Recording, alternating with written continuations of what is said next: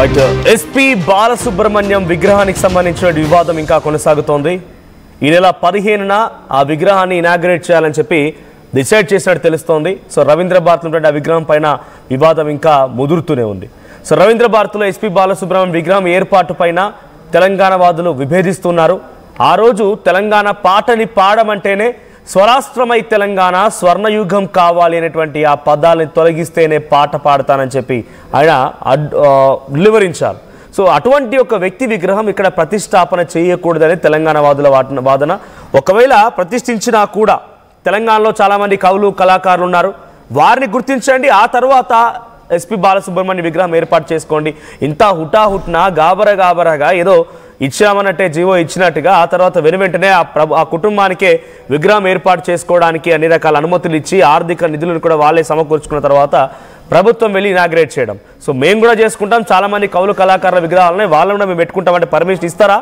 ఇది Telangana వాదుల question. So విగ్రహ ఏర్పాటుని తెలంగాణ ఉద్యమకారులు వ్యతిరేకిస్తున్నారు. అటు సింగర్లు సినిమా ఫ్రెటరీ నుంచి కానివ్వండి, ముఖ్యంగా ఆయనతో పాటుగా పాడినటువంటి వాళ్ళు కాను, లేకపోతే ఆయన గురువుగా భావించి సంగీతంలో రాణిస్తున్నటువంటి వారు కానివ్వండి, లేకుంటే పాటలు రాణిస్తే వారందరూ కూడా ఇప్పుడు ఆయన విగ్రహ ఏర్పాటును ఎందుకు విభేదిస్తున్నారని చెప్పి సోషల్ మీడియా మాధ్యమాల ద్వారా పెద్ద ఎత్తున ఇటు తెలంగాణ వాదులు ఎవరైతే పోరాడుతున్నారో అందరిని విభేదిస్తూ వారందరినీ కూడా కొంత దురుసుగా మాట్లాడుతున్న పరిస్థితి. ఏకంగా కొన్ని సోషల్ మీడియాలో అయితే పృథ్వీరాజ్ ఎవరైతే అక్కడ వాయిస్ లేవనెత్తారో అలాంటి ఫోటోలు పెట్టి ఈ వ్యక్తిని మీరు టచ్ చేస్తే ఇంత డబ్బులు, కొడితే ఇంత డబ్బులు అని రకరకాలుగా సోషల్ మీడియాలో విభేదిస్తూ ఇంకా వివాదాన్ని రెచ్చగొట్టే ప్రయత్నం చేస్తున్నారు. గద్దర్ అందశ్రీ విగ్రహాలకి ప్రాధాన్యం ఇవ్వాలని డిమాండ్ చేస్తూ తెలంగాణ వాదులు ఫైర్ అవుతున్నారు. దేశమే గర్వపడేలా చేసిన వ్యక్తి విగ్రహాన్ని పెడితే ఒక ప్రాంతానికి పరిమితం చేసి అడ్డుకోవడం ఏంటి అని ఆయన అభిమానులు మాట్లాడుతున్నారట. సో మాట్లాడదాం ఇదే అంశానికి సంబంధించి మనతో పాటుగా ఆర్టీవీ స్టూడియోలో డైరెక్టర్ ప్రేమ్రాజ్ గారు ఉన్నారు.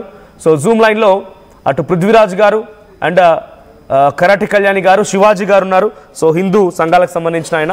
సో ఫస్ట్లీ నేను డైరెక్ట్గా పృథ్వీరాజ్ గారితో మాట్లాడతాను. పృథ్వీరాజ్ గారు, సో ఫస్ట్ అండ్ ఫార్మోస్ట్ ఈ వివాదాన్ని అంటే ఇక్కడ జరిగినటువంటి ఇష్యూ మొత్తాన్ని కూడా లేవనెత్తింది మీరు. అసలు ఎస్పీ బాలసుబ్రహ్మణ్యం ఆయన తెలంగాణ పాటని పాడడానికే ఒప్పుకొని ఆయన విగ్రహం ఎలా పెడతారనేది ముందుగా అక్కడ జరిగినటువంటి వివాదానికి బీజం పడింది మీ ఇష్యూతోని. ఆ తర్వాత మనం ఒక డిబేట్ కండక్ట్ చేస్తాం. ఆ తర్వాత నుంచి సోషల్ మీడియాలో ఎక్కడ చూసినా ఆయనకు మద్దతు వస్తోంది. మీలాంటి వాళ్ళ ఫొటోస్ లేకపోతే మన డిబేట్కి సంబంధించినటువంటి ఈ ఫొటోస్ని వీడియోస్ని పెట్టి తిడుతూ దూషిస్తూ మాట్లాడే వాళ్ళు కూడా ఉన్నారు. సో ఇంకా ఇష్యూ పెరుగుతోందా? ఈ విగ్రహానికి సంబంధించిన ఇష్యూ ఇంకా రోజు రోజుకి పెరుగుతోందా? వాళ్ళు పెంచాలనుకుంటే పెరుగుతుంది. ఈ ఫోటోలు పెట్టి కొడితే ఇంత ఇస్తాము, సంపు తీస్తే ఇంత ఇస్తాము అనేది ఇంతకుముందు కూడా చాలా అనుభవాలు జరిగినాయి. ఇట్లా తెలంగాణ రాష్ట్ర ఉద్యమం అప్పుడు కూడా సేమ్ ఇట్నే జరిగింది. సో ఇప్పుడు కూడా ఇంకా సేమ్ అదే కంటిన్యూ చేస్తా ఉంటే మా ఊళ్ళు కూడా బాగా అంతా ఊర్లలో గ్రామ పంచాయతీ ఎలక్షన్లలో బిజీగా ఉన్నారు. లేకపోతే ఇప్పటికే తెలంగాణ అంట అట్టుడికేది అంశం మీద.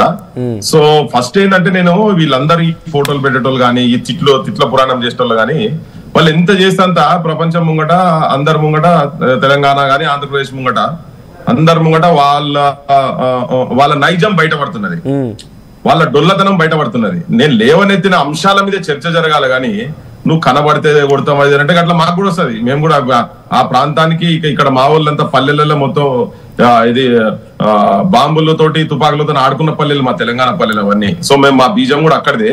సరే అవన్నిటి దాంట్లోకి పోవాల్సిన అవసరం లేదు. కానీ ఏంటంటే ఈ బెదిరించుడు ఇవన్నీ ఏం నడవే. కానీ నేను లేవనెత్తిన అంశాలు బాలసుబ్రహ్మణ్యం గారు నేను డే 1 నేను ఫస్ట్ స్టార్ట్ చేసిందే బాలసుబ్రహ్మణ్యం గారి మీద మాకు వ్యతిరేకత లేదు. బాలసుబ్రహ్మణ్యం గారి మీద మేము వ్యతిరేకంగా మాట్లాడదలుచుకోలేదు. కానీ వీళ్ళు రెచ్చగొడుతుంటే కొన్ని మాటలు మేము కూడా మాట్లాడాల్సి వస్తుంది. ఏంటంటే ఈ ప్రాంతంలో ఈ ప్రాంత అస్తిత్వం గురించి వాళ్ళు వెనకట మద్రాస్ స్టేట్ లో ఉండేవాళ్ళు. ఓకే, సపరేట్ అయిన తర్వాత మళ్ళీ ఆంధ్రప్రదేశ్ అయింది. మేము హైదరాబాద్ స్టేట్ మా సపరేట్. ఇక్కడ నిజాం రాజుల దగ్గర ఉండే మా పంచాయతీలు మాకుండే, మా లొల్లీలు మాకుండే, వాళ్ళ లొల్లీలు వాళ్ళకుండే. మద్రాస్ రెసిడెన్సీ ఉన్నప్పుడు వాళ్ళు అక్కడ నుంచి పడక వాళ్ళు సపరేట్ అయ్యి వచ్చింది కాబట్టి కల్చరల్ డిఫరెన్స్ ఉంది.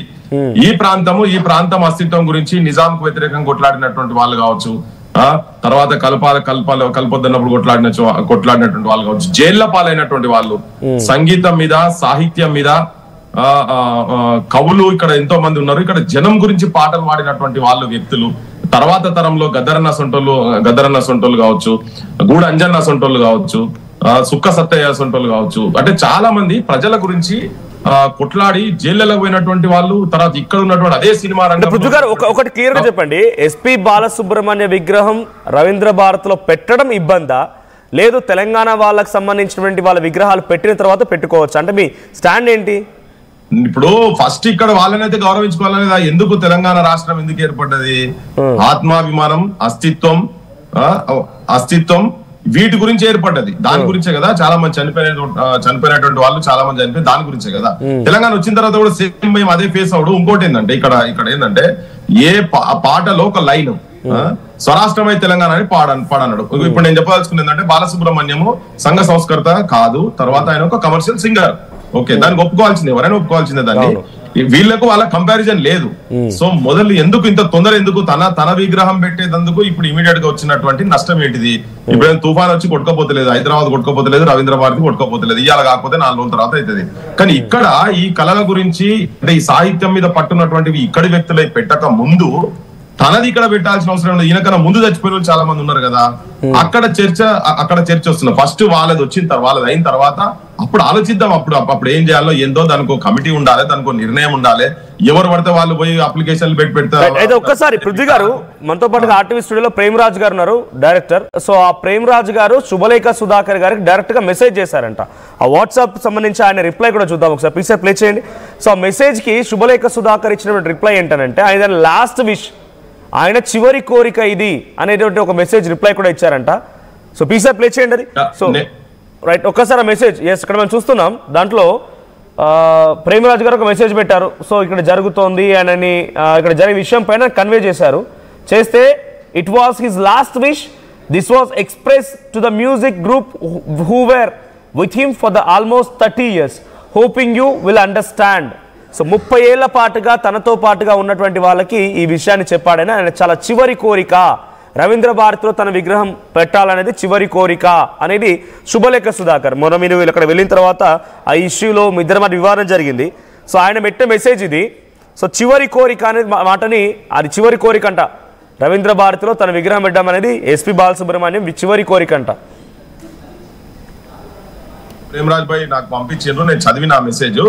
1200 మంది పిల్లలు ఆత్మ బలిదానాలు చేసుకొని కాలబెట్టుకొని ఒకరు, ఉరేసుకొని ఒకరు, ట్రైన్ కట్టం పోయి ఒకరు, పార్లమెంట్ ముంగట ఒకరు ఈ ప్రాంత అస్తిత్వాన్ని, ఈ ప్రాంత ఆత్మగౌరవాన్ని కాపాడాలని చెప్పని చచ్చిపోయినటువంటి వాళ్ళే 1200 మంది బిడ్డలయ్యి ప్రాణాలు మన కళ్ళ ముంగట చూసినాము. 369 మంది ఇంతకు ముందు 69 ఉద్యమంలో కూడా కాల్పులలో చచ్చిపోయినటువంటి వాళ్ళని చూసినాం. మరి వాళ్ళ ఆత్మగౌరవానికి, వాళ్ళ ఆఖరి కోరిక గౌరవం లేకుండా ఒక బాలసుబ్రహ్మణ్యం గారి వారి ఆఖరి కోరిక అది ఎవరి చెవులో చెప్పి వాళ్ళు చెప్పి ఉండొచ్చు, ఆయనకు ఉంటే ఉండొచ్చు.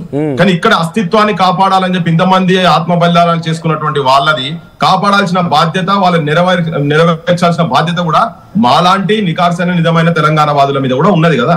మా ఉద్యమాలకు చూసినాం మనం.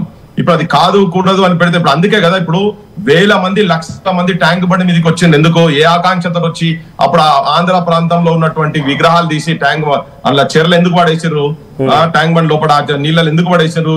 ఆత్మ గౌరవానికి ప్రతీక కానటువంటి వాళ్ళని ఇక్కడ ఉన్నారు. అదే దగ్గర మేము శ్రీశ్రీ కావచ్చు, జాషువా లాంటి వాళ్ళ విగ్రహాలు ఆ రోజు పలగొట్టలేదు. పోయి చూడండి మీరు. మేము ఉన్నాము. వాళ్ళకి కొంతమందికి తెలిసి తెలియని పిల్లలు ఉండి లేదన్నా ఇది కూడా కొలగొట్టాలంటే లేలే శ్రీశ్రీని జాషువాను గౌరవించాల్సిన వాళ్ళు ఎక్కడున్నా కానీ మాట్లాడుకున్నాం. ఒక్కసారి మనం ఆ చరిత్ర గురించి కూడా మాట్లాడుకుందాం. ఎవరెవరు ఎటువంటి చరిత్ర